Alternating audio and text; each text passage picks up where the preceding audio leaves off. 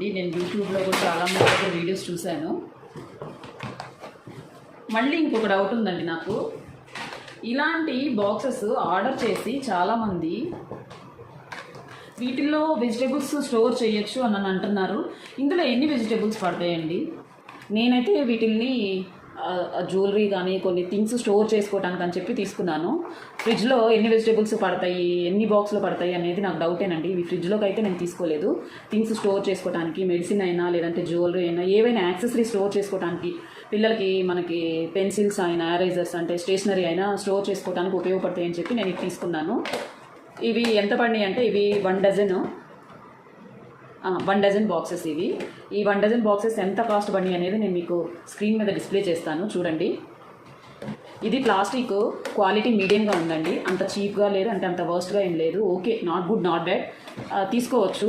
ఫ్రిడ్జ్లో కనంటే నేనైతే